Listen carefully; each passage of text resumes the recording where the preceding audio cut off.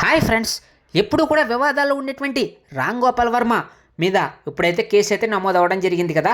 దానికి సంబంధించిన న్యూస్ అయితే ఇప్పుడైతే వైరల్గా అవ్వడం జరిగిందనమాట. రామ్ గోపాల్ వర్మ కోసం ఏపీ పోలీసులు ఎంతగానో గాలిస్తూ ఉన్నారు. గతంలో తాను తీసిన వ్యూహం సినిమా మీద కేసు అయితే నమోదైంది. తాను ప్రజెంట్ ఉన్నటువంటి ముఖ్యమంత్రి మీద, అలాగే డిప్యూటీ సీఎం అయినటువంటి పవన్ కళ్యాణ్ మీద, మరి ముఖ్యమంత్రి అయినటువంటి నారా చంద్రబాబు నాయుడు గారి మీద కూడా అనుచిత వ్యాఖ్యలు చేశారని, సోషల్ మీడియాలో తప్పుడుగా పోస్టులు పెట్టారనేసి కేసు అయితే పెట్టడం జరిగింది. దాంతో కేసు నమోదు చేసుకున్నటువంటి ఏపీ పోలీసులు రామ్ గోపాల్ వర్మని విచారణ కోరడం జరిగింది.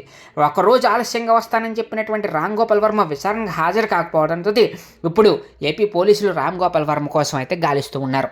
రామ్ గోపాల్ వర్మని ఎలాగైనా సరే పట్టుకుని ఆ యొక్క కేసు మీద దర్యాప్తు చేసి దాని మీద ప్రశ్నించే అవకాశాలు అయితే కనబడుతూ ఉన్నాయన్నమాట. మరి ఆ విధంగా పోలీసులు ఏం ప్రశ్నిస్తారు, రామ్ గోపాల్ వర్మ దొరుకుతాడా లేదా అనేది ఇప్పుడు అందరికి కూడా ఆసక్తి నెలకొంది. మీకు మరిన్ని ఇలాంటి ఇంట్రెస్టింగ్ అప్డేట్స్ కోసం ప్లీజ్ సబ్స్క్రైబ్.